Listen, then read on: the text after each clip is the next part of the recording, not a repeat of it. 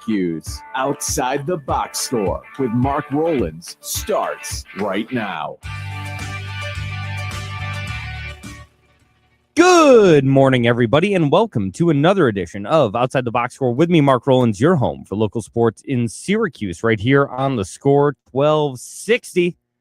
Josh Boheim in studio with me today. Hello, Josh. As always, Mark. Thanks for having me back. As always, never missed a show. We're both missing the show next week. No show next week. We have a golf tournament. Oh, right. Yeah, I'm on business. Yeah, we are playing golf next week. Our semi-annual scramble tournament that we play Did we in. Miss it last year? Yeah, we didn't play last year. Oh, okay. We're back.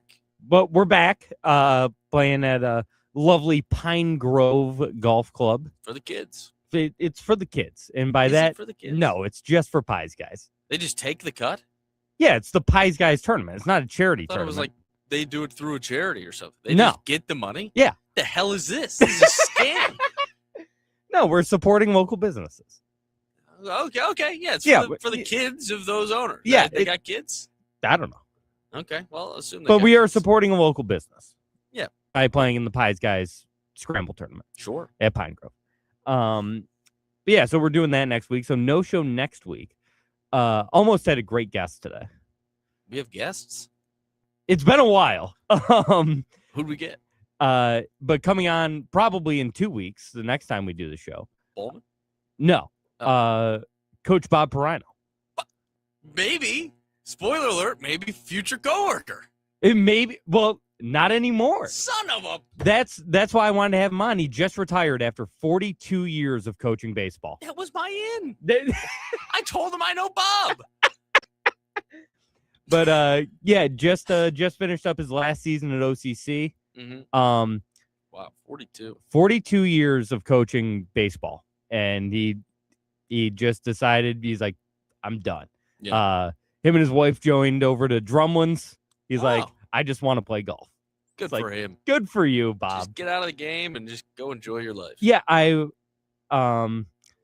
yes, Jim, he is related to bowler Marty Perino. Marty was his uncle, I want to say, or cousin. Yeah. But yes, part of the Perino bowling family Legacy. Legacy from this area, which makes sense because we always said that Coach Perino looked like a bowling pin. Wow, that was retired. Yeah, I know that was a running joke we had when I played for him back in the day. But yeah, I just bumped into him at Bellevue. We hosted a CNY PGA Pro-Am on Tuesday. It's a great event that we do every year for the PGA Hope organization. Okay. It's an organization that helps veterans, like especially those injured in combat, get into the game of golf and learn about golf. It's nice. It's a really great organization, and we host a tournament every year at Bellevue for them. And how'd Bob get in? But he was volunteering. Oh, that's nice. Yeah, his wife, Fran, takes pictures for the CNY PGA, and she roped him into volunteering for the tournament. And so I was just going over to grab lunch, and I saw him. Coach? I saw him, and I walked up behind him. He didn't know I was there. I walked up behind him, and I was like, I thought I told the board to make sure that you were banned from the premises. And he turned around and he's like, oh! Yeah, so it was great catching up with him. Talked to him for like 10, 15 minutes. And it was great catching up with him. And he was like, I'm retired now. And I was like, I just heard that like a week ago. Someone had just told me. And so I congratulated him, and I was like, gotta have you on. Like, let's do it. We were hoping for today. He had ended up having to go to Albany today. A lot of retired guys' schedules get pretty packed from what I hear this time of year. What's that? I said a lot of retired guys. Their schedule. Yeah.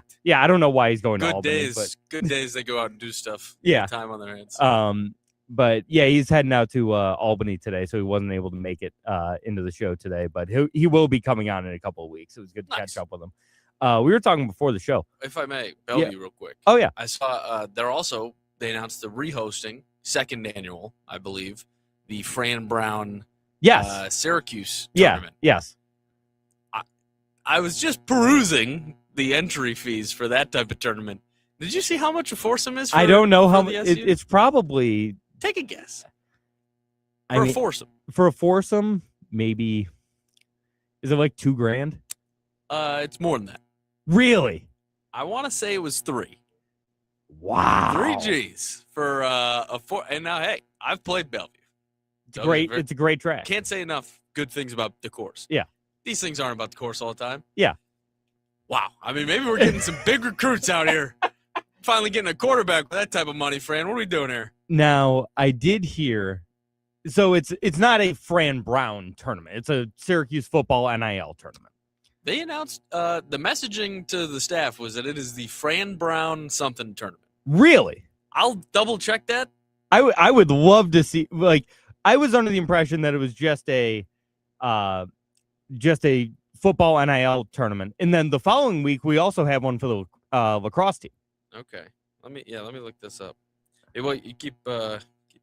Jim said One Orange Alliance second Syracuse football golf tournament is what it. Maybe. Okay. Maybe. Yeah, I'm looking at the message now. It was like, "Come join Fran Brown." Yeah, Fran he'll Brown's be there. like in the subject line of it. Okay. Yeah, he was there last year, and yeah, I think part of the reason why it's so much for a foursome is Coach Fran. Contract? Yeah, Coach Fran doesn't show up to these things for free.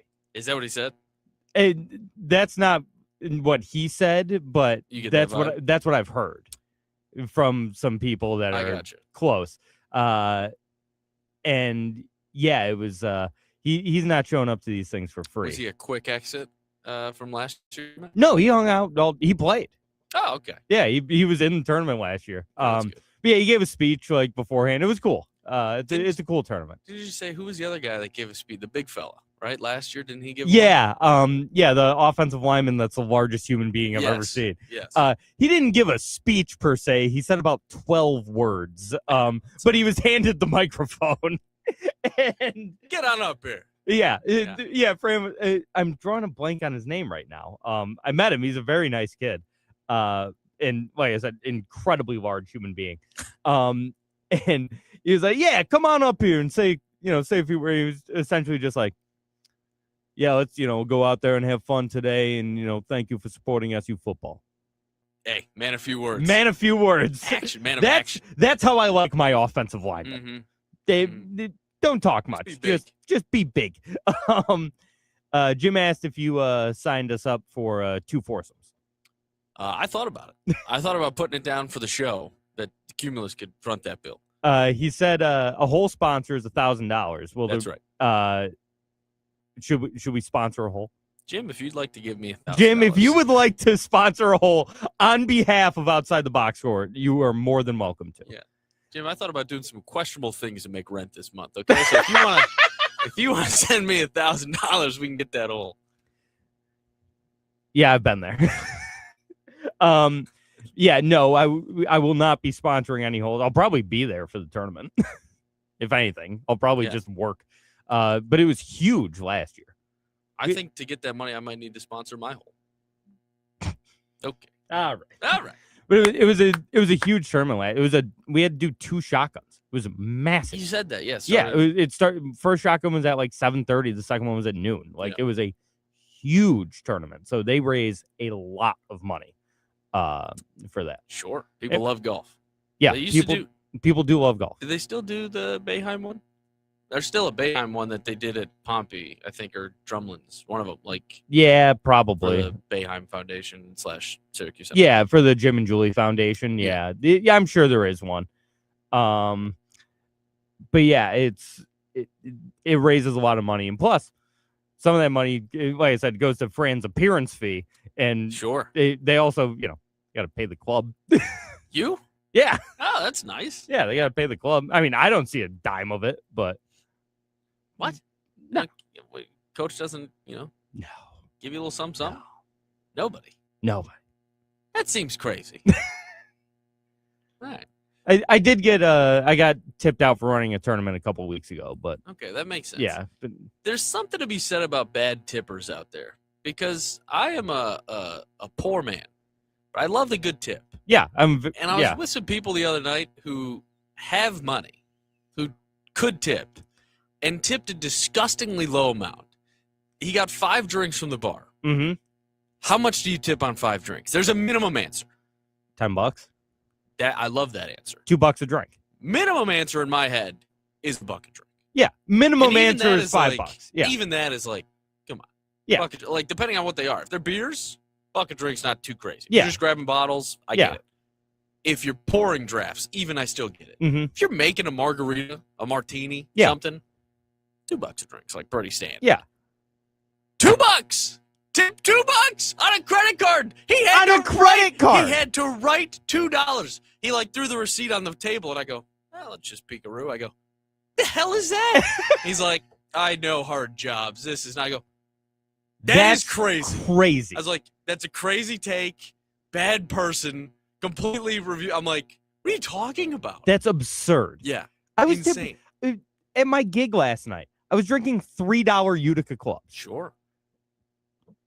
Hand of 5 and say you're all set. Like, yeah. You know, like that's crazy.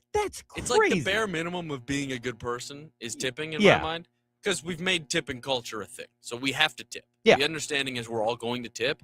How well you tip says a lot about it. And not to say anything about the tipping culture that we have created, which is, of course, because people are not making a livable wage, which is absurd. Yeah. But we are in a tipping culture because people are not making livable wages for whatever reason. Sure. Yeah, that's... Clock it, sister. That's right. That's insane. The Jim and Julie Boeheim Foundation golf tournament is Monday, June 29th at a dune yacht. Oh. No, okay, nice. What's that for? $1,000 a golfer. Jesus H. What the hell is going on? Who's got this cash? I know. Who does have the cash? I do a lot of charity tournaments. I pay $150 for a charity tournament. I'm going, geez, well, I guess I need it. Yeah, I mean, but that's the going rate nowadays. Standard. Yeah, $150. Yeah. That's the going rate. $1,000? Like, even if I had the money, in theory, am I paying $1,000 for a round of golf? Right, and for a handshake with Jim Boeheim, because that's why you're paying it. Yeah, right? it's Some to sad meet Coach. Is saying I get to meet the guy who picked his nose on a sideline for 40 years and took us to one freaking national championship. Yeah, I get to shake that guy's hand. All right, show some respect. Oh, sorry, I'm in this. Well, his picture's down. Yeah, so the pictures are not here anymore. The ominous pictures of Jim Boeheim staring at us. We love Coach. I think I have to say I love Coach. You do love Coach. Yeah. You as a company man. Yes. Oh, wow. Sure. Yeah. Jim asked if you would pay extra to not shake Jim Boeheim's hand. Can I still shake Julie's? All right, we're going to take a timeout. What? She's single these days? No! Well, I don't know. She's a good-looking gal. Still very much married. It's the Jim and Julie Boeheim Foundation. I didn't get it. We're going to take a timeout. Overdue for a break. We'll be back in just a minute here on Outside the Box Score, your home for local sports in Syracuse on the Score 1260. The Memorial Day sale is on at Upstate New York. Jesus. What? She's fake Julie's? She's young, isn't she? She's like 10 years his junior, right? Oh, yeah. At least. At least. I mean, she's probably, well, no, menopause has hit her for sure. But, that's probably better. I think she's like in her 50s. Really? Yeah, I think she's like. Look it up. Yeah. Jim, pull it up.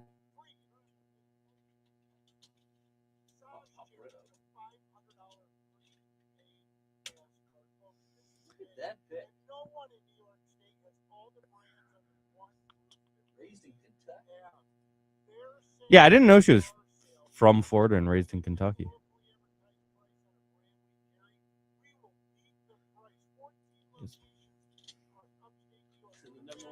Yeah.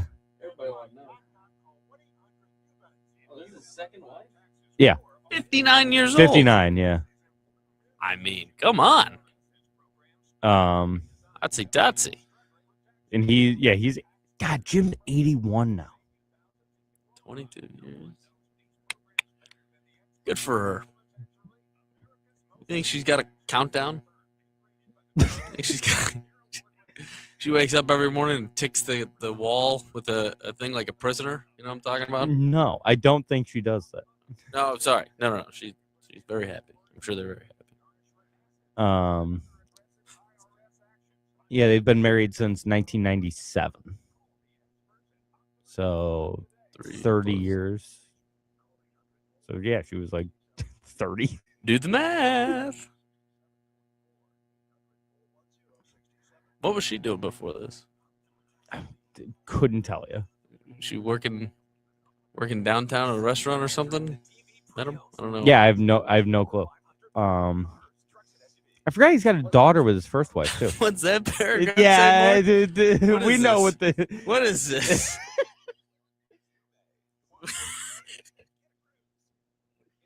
Closing Jim Boeheim's Wikipedia November page. 24th. No, I'm kidding. It wasn't his fault. He comes to, or he won't anymore, but he would come to Bellevue and bring the boys a couple times a year. Really? Yeah. Oh, that's nice. For lessons. His swing coach is at Bellevue. Oh, no crap. Yeah. As a member, or he works there? He's a member. It's Jim Roy. Oh, Kevin. Kevin's father. I got you. But Jim Roy no longer a professional. Regained his amateur status. Why? He's gonna play pro am with his son? I don't know, but he just felt like I guess he just went back to being an amateur. How old is he? He's like my dad's age, I think. I think he's like so 65. He can still do some stuff. He's still a really good player. That's what I'm saying. Yeah, he's still like a +2 handicap. Yeah, Like, unreal. Yeah, he'll still get around Bellevue in 68, 69. Like Yeah. He's got it. Yeah. Still got the fastball. Sharkies. What do we got? What are we advertising? Something good? Some extravaganza on June 4th. An extravaganza? An extravaganza. On a Thursday? Yeah. What? It's the Thursday extravaganza. Yeah. Also, my headphones are so loud. I know. After last night, I can't hear anything. Oh, God. Yeah. It was very loud. Was it? Yeah. I mean, it's just so small. That's why. Yeah. Like, I don't think you guys were insanely loud Yeah. per se. I think it's just there was a drum and guitar instruments being played 10 feet from me. Yeah. I think Yeah. that's all it was.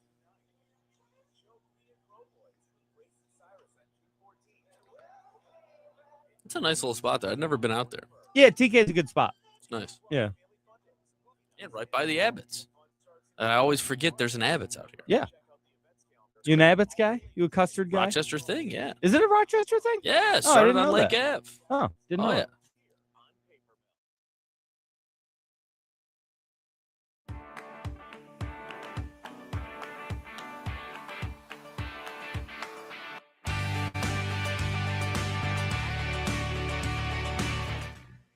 And we're back outside the box score with me, Mark Rowlands, your home for local sports in Syracuse, right here on the score 1260. Josh, it's a big day in sports. There's a lot going on. There's a Fatty. lot going on.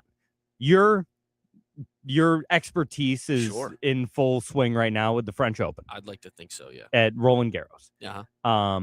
We've got the Champions League final. 12 o'clock. At noon today. I'll be watching on my way home. It's not like we talk soccer much on this show, but I can give you a little preview. Yeah, we'll talk some PSG Arsenal. Uh-huh. And then the two best words in sports tonight. Game 7. Bang. Bang. Spurs Thunder. A great series thus far. Oh yeah. Everything you want. Everything you want.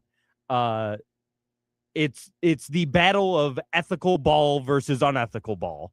And maybe more unethical ball. And maybe more unethical. Like, yeah. Here's the thing. Like, the Spurs are playing what I call real ball. Oh, they're playing ball. They're playing real ball. They're getting physical. They're the villains of this series, which is kind of hard to do when you're playing the Thunder.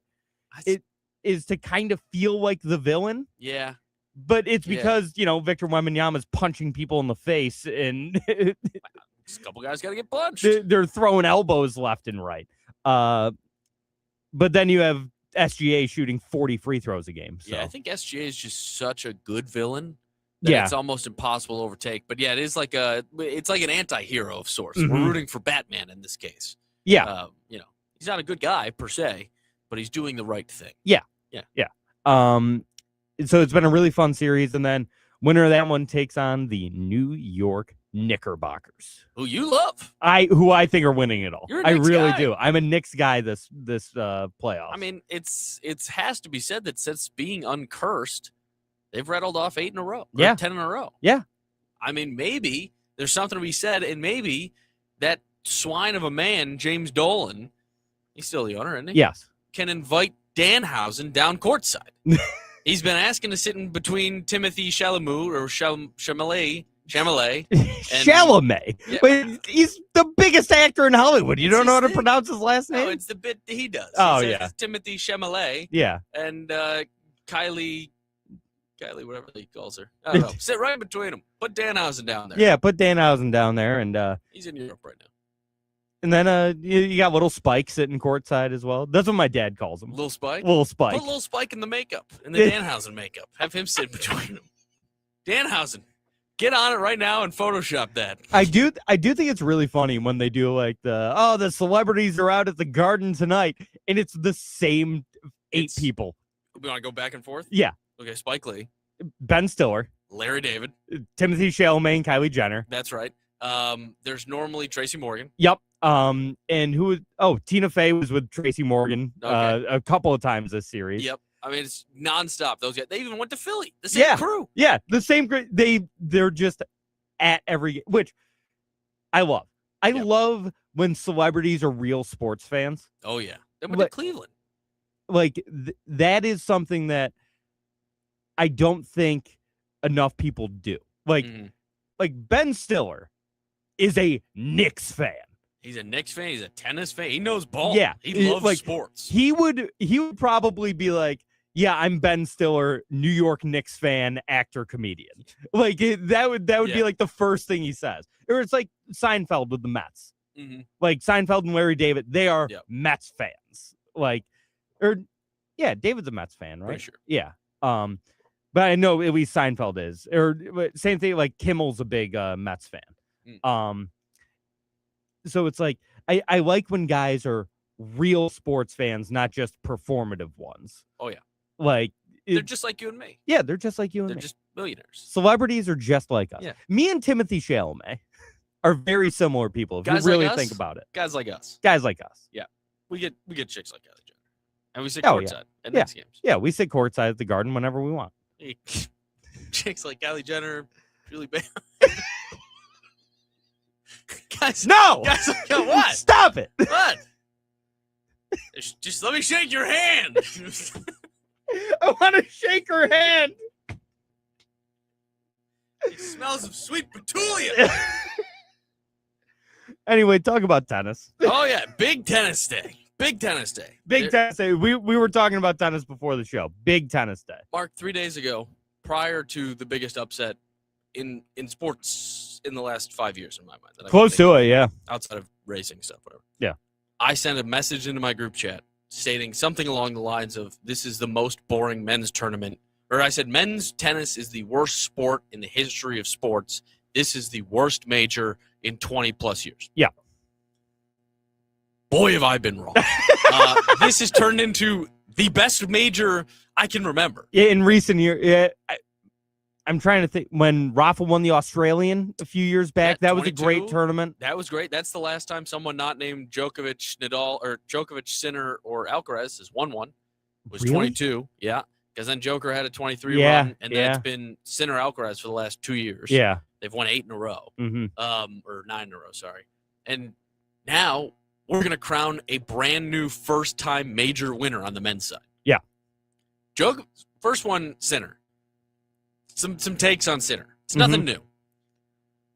And this is a questionable one because you're going to look at me and you're going to say, how can you say that? Okay. Sinner, the best tennis player in the game. Yep. In the world. Mm-hmm. Not anywhere near the best athlete. Yeah. Doesn't have and I don't know if it's genetic. I don't know what it is. Some guys just don't handle the heat well. He can't do it. Yeah, that's a fair take. There's something to be said. The conditioning is questionable. Yes. And I don't Always know, has been. And I don't even know that you can blame him for it. Like, I'm not saying he sucks because of that, there's truly just something he can't do. Yeah. How can you control if your body's cramping? Yeah. Am I gonna sit here and tell you honestly that the number one player in the world with endless resources is not doing everything he possibly could to not cramp at an event? No, of course he's doing everything. It's just his body does let him down. Right.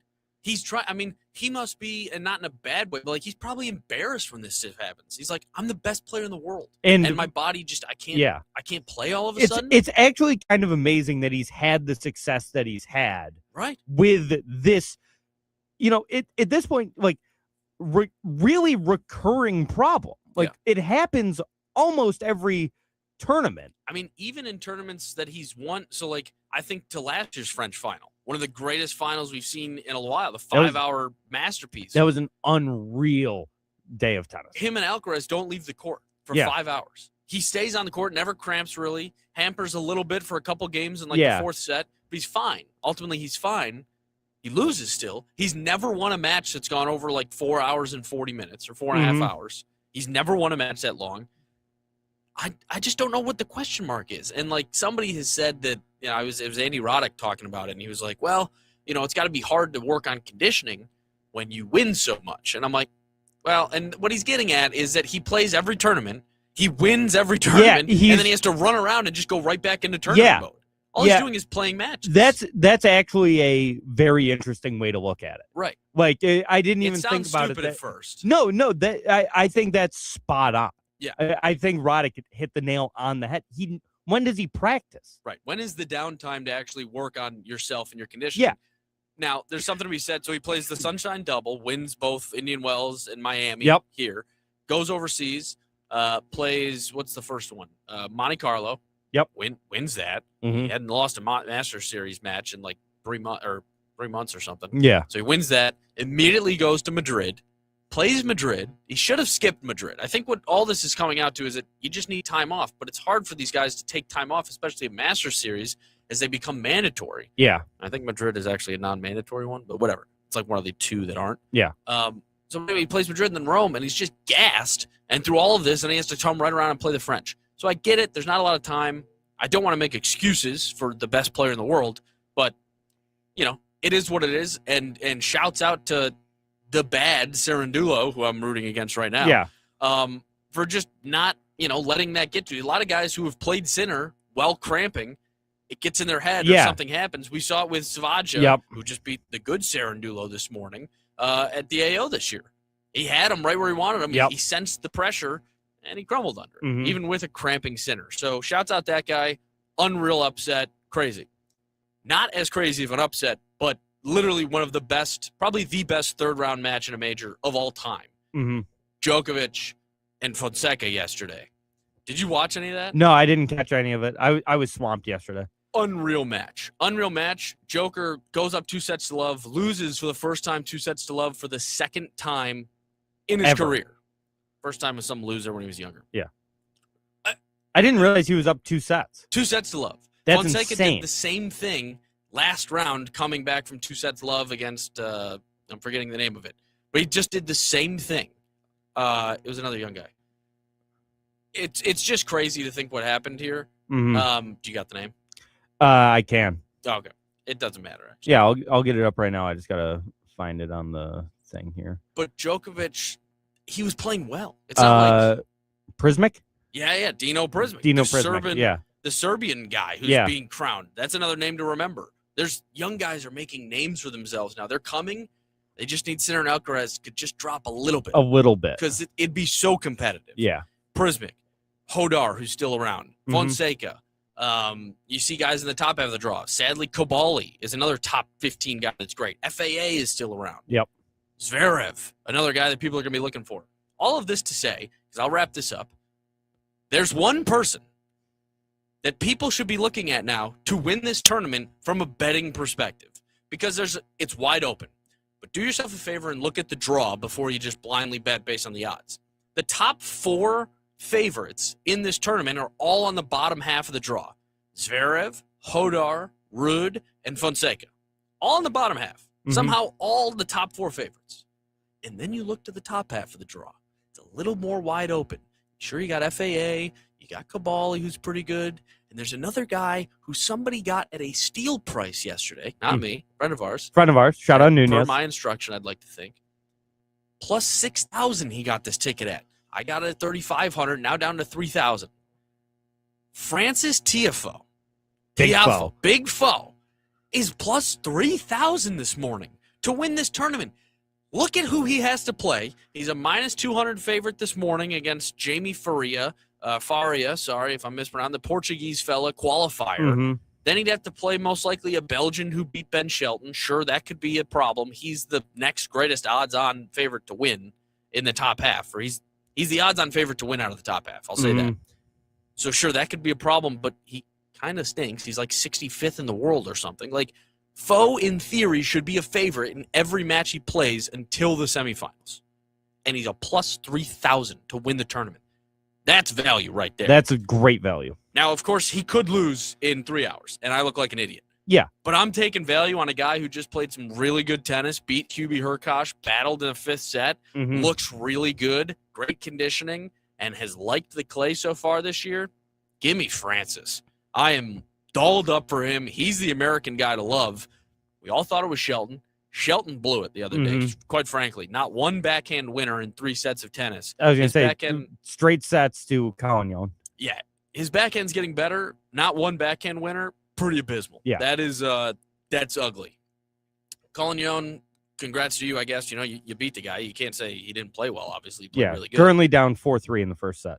Who's that, Collignon? Yeah. Oh, on serve, though? Arnaldi? Yeah. Okay. So it's pretty standard stuff. But, you know, I'm really excited for that. There's 2 guys, even. FAA also. If you like FAA, he's number 4 in the world. I think he's 5, actually, maybe ranking-wise. He's 4 because Alcaraz.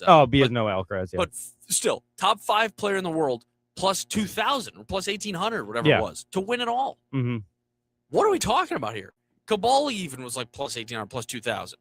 And Cabali's got American. There's this way. Cabali, if you want to make an argument for somebody, Cabali beat Tien today because it's an American and a major. Of course, he sucks. He's going to get Savaja, who just beat another American. Right, another American. He could then face Nakashima, another American, and then Foe. He can take out all Americans on the way to the semi and the way to the finals. That could be the easiest run of anyone's life. If you want some value, that could kill Americans. Take that, you Nazis. Jesus. Mussolini-loving son of a gun, Cabali. I know it was. I watched him beat Brooksby in 5 sets in New York. He does kill Americans. It's a great day to watch tennis all weekend. Yeah. Enjoy it, take it in, and maybe sprinkle a bit on Big Foe. I like it. I like it a lot. Thank you. And I'm waiting for FanDuel to unpause the odds so I can bet on Francis Tiafoe. Going to take another timeout. Thank you for the tennis breakdown, Josh. Yeah. We'll be right back, and we'll go back to you after the break, Josh, for a little Champions League final preview. Oh, yeah. Okay. So stick around for that here on Outside the Box Score. NASCAR roars back.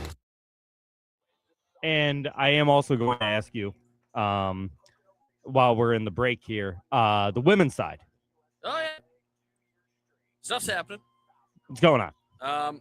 Let me pull it up today, because today is like the big juggernauts of the women's side. Yeah. Pretty much everyone who's worth anybody who's not named Swiatek is playing today on the women's side. Holy crap, Kwame took the first set. Oh, Sabalenka, Osaka? Osaka. Oh, that's Sabalenka. Maddie Keys is playing today. Coco Gauff. Oh, you're just saying about, wow, Anisimova lost. That's another big one.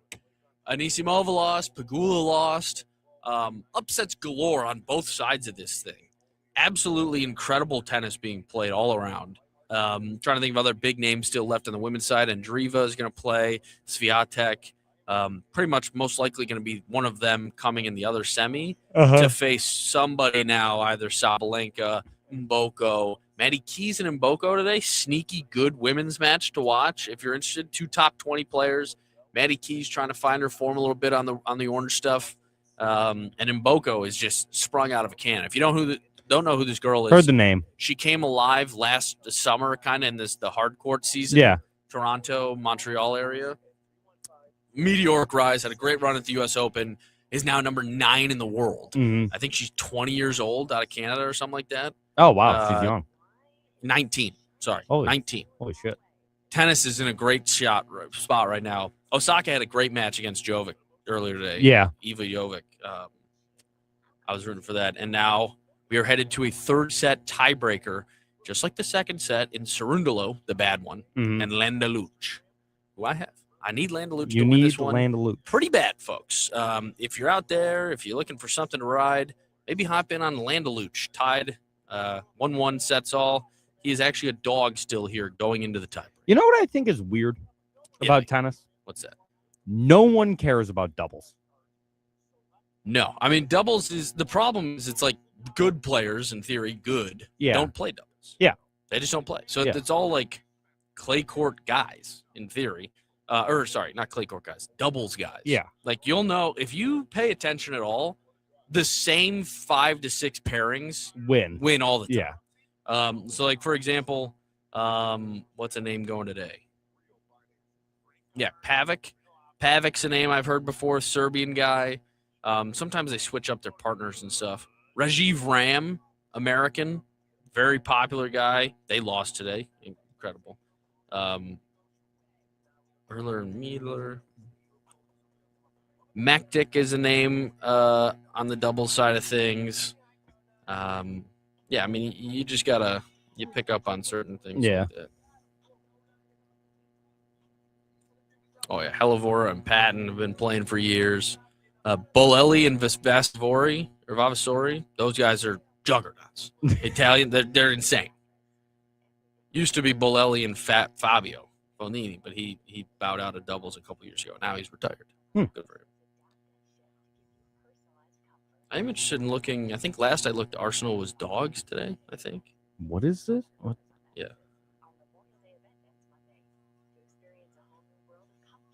What's that? Brendan Sorsby, former, placed it. I heard there was something going on, but placed at least 40 bets on Indiana football as the quarterback for the Hoosiers. So that was before he even got to Tech? Yeah. Oh, Jesus. That's while he was playing? Yeah. Oh, wow. That's insane. He's got a guy. Who gives up that information? Like, who's the rat there? The bookie gets caught and then gives it up? Because it's got to be a book. Yeah. He's not doing it on DraftKings. Yeah. I don't know how does that get caught?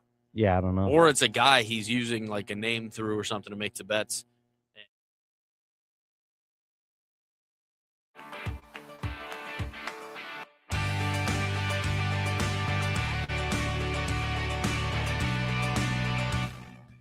And we're back outside the box score with me, Mark Rowlands, your home for local sports in Syracuse, right here on the Score 1260. I was just looking, this Brendan Sorsby story is crazy. And yeah, so used sportsbook accounts registered to a family member and friends to wager approximately $90,000 over 4 years on Indiana football when he was playing quarterback for the Hoosiers. You think his family knew? There's no way, right? I mean, there's no way.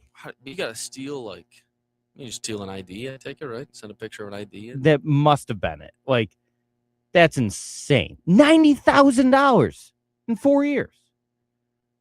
Jesus. It's crazy. It's crazy to think of guys doing it that's when you know the addiction is real. Like, because what are you doing? You're making money now. Sorsby transferred at least $60,000 to two friends to cover bets he made on his behalf. Yeah. So he got pinched. Yeah. Somebody else got caught. Yeah. And ratted him.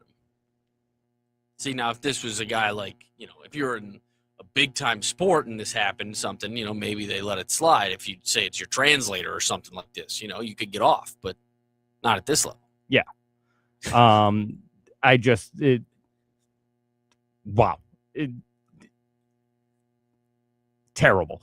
Shohei didn't know. No, Shohei had no idea. No. This is it. We've talked about it before, and this is coming from two gamblers. Yeah. Two longtime gamblers. Yeah. Sports gambling being normalized is ruining sports. Sports gambling sucks. It was way better when we just had bookies. I think so. Yeah. That's why people are all the actual sports book people get mad when you're like, wow, we should really roll back the regulations on it. They're like, what?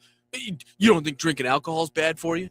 You don't think smoking marijuana is bad for you? And I'm like, well, no, I think they're all bad, but I do think it's a little crazy to promote those things too all the time. Yeah. They're good because they are bad. Yeah. When you get a commercial of some guy being like, it's so cool to drink beer. And you're like, Yeah. it is cool to drink beer. I do There are love certain drinking beer. cases where you shouldn't drink beer. Yes. Do I see if I saw a commercial of some guy drinking a beer and driving down the road, I'd be like, oh yeah, That's crazy. that's cool. No, I'd be like, that's insane. If I saw some guy in a stadium placing a bet on something, just to be like, oh, I can bet on that. I should bet on this. No, if you're a moron, Yeah. you shouldn't just bet. It's stupid. We're making people dumber. Yeah. And you're taking advantage. It's like, it's rude to think that it's like, oh, well, people should know better. They don't. The crazy thing is, like, and yes, was I 16 when I started gambling on sports? Yes, I was. Yeah. I shouldn't have been. Sure. But the first bets I placed on sports, I was 16, 17 years old. Mm-hmm. And the Giants were locks in those games. The Giants were locks in those games. But the amount of kids I know, like high school kids, they're like, oh, yeah, that messed up my parlay last night. Oh, yeah. I'm like, dude, he's 18. like, they're like, hey, yeah, I use my dad's account. It's like, why do you think that this is not good? Yeah. Like, this is not a good thing for you to be doing. Stop it. I mean, it is unreal. It's crazy Yeah. to hear an 18-year-old or something just be like, oh, yeah, this guy stinks, or he's gonna rush for 150 yards. You're like, what are you talking about? Yeah. Are you talking about you're betting on this game? Yeah. It's like, yeah, just Yeah, a little bit. But it's these people who bet the 5s and 10s here and there that end up losing the 100s. Yeah. But everyone they hit, Mark, it's all the parlay people. They're creating a parlay culture. They only do parlays. The art of the straight bet Yeah. is gone. God forbid somebody pick a side, huh? Like, These Rudy-tooty losers just trying to make a big score. and yeah, do I like a good parlay? Sure. But, like I parlayed the 3 tennis matches today. Without a boost, it was like plus 180. Yeah. It's like, you take the heavy favorites and, to get a little extra juice. But I say, Jim said Mark likely too young to remember football parlay sheets. I was filling those out in middle school, Jim. I don't know what you're talking about. I was doing them through my dad's work when I was in middle school. But these someone will ask me, I'll be watching a game. Yep. Like, hey, do you have any action on this? And I'll just be like, yeah, I got the Patriots minus 6.5. Uh-huh. Like, that's it? Like, yeah. Right. What do you yeah, I just bet the spread. There's no same game parlay. No, it's not. No, Drake May's not throwing for 200 yards, and Ramondre Stevenson isn't going to have 45 rushing yards. I don't care about that. I just have the Patriots minus 6.5. No one bets spreads anymore. It's all this parlay. Every once in a while, you just take a 20-year-old Spanish kid to win it in an upset here. Yeah. Every once in a while. Every once in a while, you just take the 20-year-old Spaniard. Yeah, and maybe, he's down 3 points in a tie break here, a mini break, and maybe he can battle back. But that's the drive. That's the passion. That's the action. We talking soccer? Yeah. Football? Talk some football. Talk some footy? Yeah. Because I know nothing about these two teams right now. This should be a fun one. It really should. It should be a real battle of two opposing sides here, two opposing ways to pitch, to play footy. Last year, this happened too, okay? PSG was in it. PSG is a juggernaut. Yeah. They're a juggernaut. They're both juggernauts. Yeah. PSG is an offensive juggernaut. They like to run hard. They've got the gazelle on the outsides, of course, Dembele, then one of their best players. They're fast. They score at an insane rate. Their Bayern Munich matches were those 5-4 matches, they could score 5-6 goals in a game, and it's not crazy. The people who are like soccer's boring, watch a PSG match normally. They're going to be fun. Yeah. And on the other side of things, last year we saw with Inter Milan, and this year we're going to see it probably again with Arsenal. They're going to want to park the bus. What that means is they're going to sit back. They're going to let PSG run around. But then it's those counterattack opportunities that they're going to have their shot. They're not going to get many this game, right? They're going to get 5-6 shots maybe. But in those shots, they're going to hit one because they're going to be wide open, is their goal. And their goal is to defend the crap out of this. Yeah. It didn't work last year for Inter Milan. They got destroyed. I was about to say, how'd that work out for Inter Milan last year? Yeah, there has to be some change. Now, there is something to be said that Arsenal is 8-0 in the Champions League this year. Yeah. Haven't lost a match. They've also played pretty easy competition, especially compared to PSG. PSG playing Bayern Munich. I think they also played Real at one point. They have different matchups, right? They have some different matchups. I like it. I think it's going to be good. PSG heavy favorites, I'd say. Like PSG on DraftKings. Jim said on DraftKings, PSG is minus 145. Really? Oh, to win at all? Yeah. Because probably the plus one number you're seeing is win in regulation. Yeah. Maybe. Yeah. So, on ESPN, it has Arsenal plus 195, PSG plus 145. Okay. Yeah. Even on my, the score app or whatever, it's like plus 130 for Arsenal. Yeah. Or sorry, for PSG and like plus 200 something for Arsenal. Yeah. Yeah, I think just watch the game. It should be a fun one. It's always nice when you see two wildly different styles because they should work well into each other. Assuming PSG tries to just hammer home a goal, Arsenal's just going to sit back and wait. They play a very good defensive game. Total's at 2.5, by the way. They play a very good defensive game, but that is low. That feels low. But that's also regulation goals, right? So, I mean, yeah, you'll see I'm Champions League finals, I don't believe extra time is not golden goal. So they'll play two. It's kind of like World Cup style. Gotcha. I'm pretty sure they'll play two 15-minute halves essentially, and then PKs if needed. Okay. I think. So do with that what you will. But yeah, I think it should be a good one. I'm going to be watching on my way home. Going to join the Discord, talk about that and some foe. I'm going to need big foe because Lando Luch dropped the third set tiebreaker. Don't gamble, kids. Don't gamble, kids. It's very stupid. I'm done. Do as we say, not as we do. I'm out of the game. You're out of the game. Well, unless until Big Foe is on. Yeah, that's right. Yeah. You're out of the game for a couple hours. Yeah. That's right. Take a time out, come back, and talk some Game 7 here on Outside the Box Score. One of life's greatest mysteries has finally been...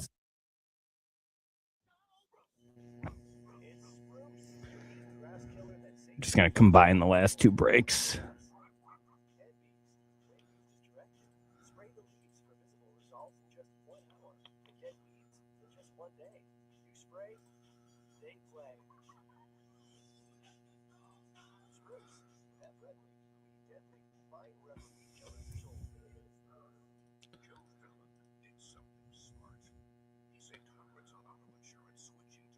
NBA. What's the line in that game? OKC minus 3.5.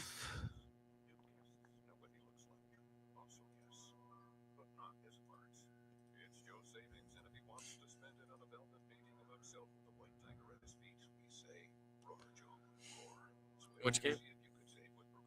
In Game 7. Oh. Yeah, OKC minus 3.5. Some guy was smack talking Corbin Carroll last night. Or the other day, he was playing. Did you see him get nailed? Sliding into third. He was sliding into third with no helmet on. Yeah. The quote tweeted, I guess this will teach him to stop pretending to accidentally lose his helmet. I'm like, well, I don't know about that, but it does pop off easier for some guys than others. I'll say that. God, I remember who was it where it would fall off like every swing? Someone on the Sox. I want to say it was Hanley Ramirez. Like every swing, his helmet would fall off.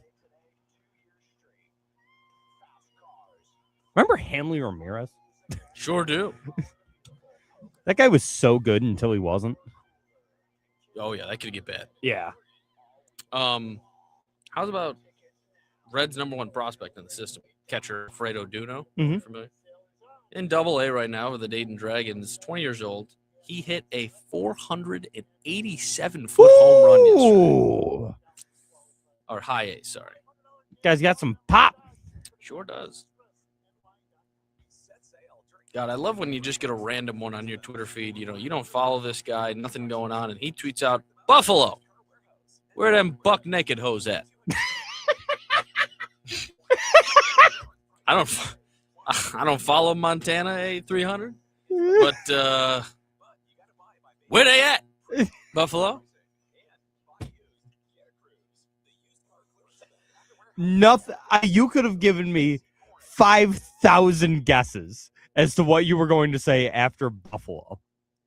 Yeah. Never. Never would have crossed my mind that the following question would be Where them buck naked hoes at? Where them buck naked hoes at? He spelled them naked. Oh no, he didn't say naked. There you go. Jim said Notre Dame did spank SU last week in lacrosse. That is true. SU looked terrible in the second half against Notre Dame. It was really bad. Oh, and the lacrosse? Yeah, in the final. Or semifinal. Yeah, just got destroyed by Notre Dame.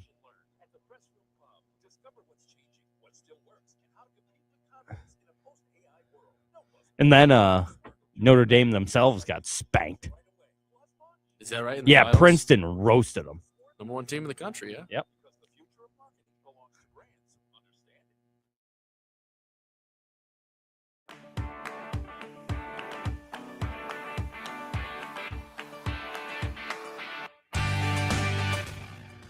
And we're back outside the box score with me, Mark Rowlands, your home for local sports in Syracuse, right here on the score 1260. Did want to mention to you getting blown out by Notre Dame in the college lacrosse semifinal last week. It was not good. SU looked atrocious in the second half. A lot of people talking about Gary Gate. Oh boy. A lot of people are talking about Can't Gary get over Gate. the hump. Yeah, it seems like it. I don't know. He might be one of those coaches where he can get you to, he'll get you to Memorial Day weekend, but I don't know if you're going to lift the trophy under him. We'll see. They weren't going to have a much better shot than with the number 1 player or the best player in the country playing for him for 4 years. So we'll see. Joey Spallina, of course, now the all-time points leader at Syracuse, which is an insane feat given the past Syracuse has in lacrosse. But just could not get it done against Notre Dame. And then Notre Dame couldn't get it done against Princeton either. Princeton roasted them in the final on Memorial Day. So I was watching that one in the golf shop at Bellevue. We had it on. It was like, holy cow. Like, all of a sudden, like, Notre Dame was up 2-0 early. And then we looked away for, like, what seemed like 5 minutes. And then it was like 7-2. Like, wow. Yeah, Princeton came out of nowhere with 1 million goals. Another Memorial Day thing that I didn't know from a new thing that I now love. Tony Kornheiser has a podcast. Yeah. Did you know this? Yeah. The Tony Kornheiser Show. Fantastic. Is it? He's great. I mean, it's like if you like old ESPN like that. Yeah. The other day he has on Wilbon. Next day he has on Buster Olney. I'm waiting for Tim Kirkchin to get the call. Like all of these guys. And all he does, part of the show is just him ranting about the Nats. Which I don't even like the Nats. No, but him that's just being great. like, so I'm watching the game last night, and Lovelady comes in, and he's nails, and he's just going on, and he's recapping the game. I don't even care about it, but I love him. I love the voice. I do love Kornheiser. But anyways, all this to say, what was I getting to? Oh, he was talking about Americana and things you do Memorial Day week, where he's like, I forgot the Indy 500 was even on. He's like, it used to be a thing. I made it a thing in my life to listen and watch the Indy 500 because it's just something you did. He's like, I totally forgot it was on. I didn't even watch a lap. And I was like, I have never watched a lap, and now I have to. I want to go to Indianapolis. Listening to him talk about it, I'm like, I think I need to go. I think I need to be there for one of the 500s. I also, for the first time in years, didn't watch a single lap of the Indy 500. I've never watched one. Is it IndyCar? It's IndyCar. Yeah. Obviously. Yeah. I have no clue. I don't think I've ever watched one of those races. Really? No. Yeah. The Indy 500 is great. Is that where they drink the milk in the brick? Yeah. Okay. Yeah. I've seen the clips probably on Center back in the day, and I was watching that. They'd show the guy winning and drinking. Yeah. Let's go to Indianapolis. Let's go to the 500. I'm in. Yeah, let's do it. When are they doing it again? I'll give you one guess. 500 days? Close enough. Jim said you have to go to Indy one time, just the sheer size of the place. Yeah. Have you seen like pictures of Mark, Indianapolis Motor Speedway? I've never watched a lap. No. He was talking about, reading the newspaper articles about it, because, of course, he's still kind of old school. He's mad about – he's got an old man yelling that paper journalism's gone and all that type of stuff, but I'm fine with that. Look at this picture. Good God, is that a golf course? There's a golf hole on the laps? Look at, you see that? That's the Indianapolis Motor Speedway complex. What is the golf course? It's there's like a 9-hole golf course in there. What? It's where do you stand? Insane. In the middle? see the bleachers on the one side, but can you also get in the middle of the complex? Yeah, I don't know how it works. Not us. Yeah. Oh, it's 3 holes. Yeah. 3 holes. 3 holes inside the racetrack. Jim knows so much. See, this Jim's is something probably that's been there. forgotten. Have you been? Yeah, it seems like he's back. How do we get there, Jim? Can I just go? Can I buy a ticket? Yeah, Is you it can just buy expensive? it. Probably. Really? But yeah, in the Indianapolis Motor Speedway is absolutely looks insane. packed. Oh yeah, It looks like Ford versus Ferrari picture. Yeah. The LeMoyne. Yeah. The other 15 holes are outside, so it is just part of a. So you just hop in, play 3 holes inside of Indy Speedway. Yeah. And then head out. Yeah. That's pretty sick. That's awesome. Now, do they play during the race? It's just like, Oh, looking for God. Those cars are coming pretty you wait in the fast. cart to cross. Go! What are you waiting? I don't know. They're so fast. I don't know when they're gonna get here. Or the jitters on that tee box. There's people everywhere. Yeah. People everywhere. I'm gonna shank one of these. They can't let me hit this. Playing golf during the Indy 500 is such a funny idea. Anyway, we do have Game 7 tonight. That's big. Spurs Thunder. Thunder currently 3.5-point favorites. Winner takes on the New York Knicks in the NBA Finals coming up. Who do you like tonight? Heart says Spurs. Heart also says Spurs. Brain leaning Thunder. Yeah. I don't know. The Spurs have looked so awful at home. It's like the opposite of the NHL playoffs. NHL playoffs, teams have been terrible at home. It is in Oklahoma City. That's what I'm saying. Yeah. The home teams, they've just looked so much better in these playoffs. Yeah. That's kind of how this series has gone. They've each stolen 1, but then 5, 6, 7, maybe they all stay. So I kind of lean Thunder, but we'll see. With Wembanyama, he holds all the cards. If he drops 40 tonight, they're going to win the game. Probably. Yeah. But we'll see. That guy's so good at basketball. It's insane watching him play My dad had never watched him until the other night. Oh, Game 6? I think it was Game 5. He didn't have a great game, but I was like, "Have you watched Wemby play yet?" He's like, "No, I've never seen him." And so we watched a little bit. And first of all, watching him on the court is so funny because he's surrounded by guys that are 6'8" and he's towering over them. He's a guy that you couldn't even make in 2K.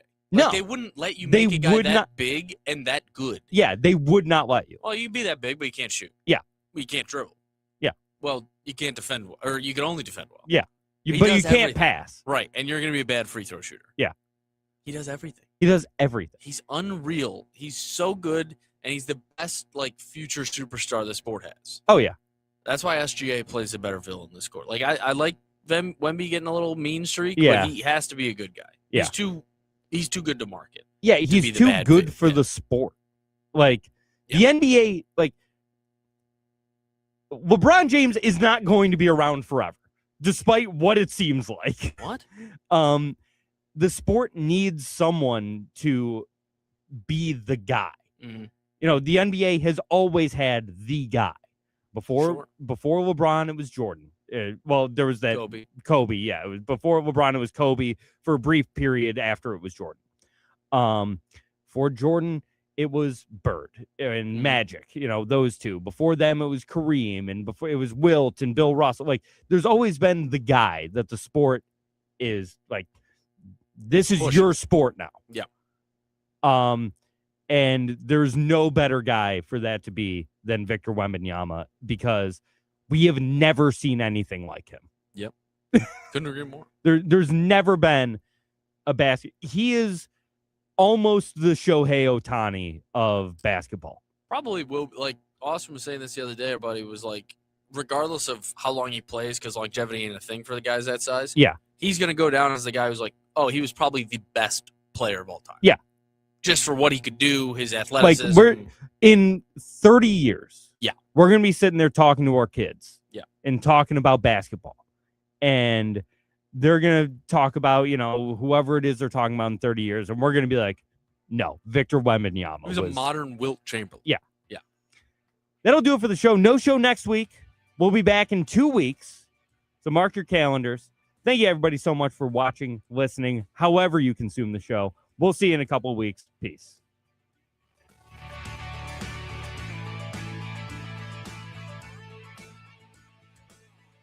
your new home of the Buffalo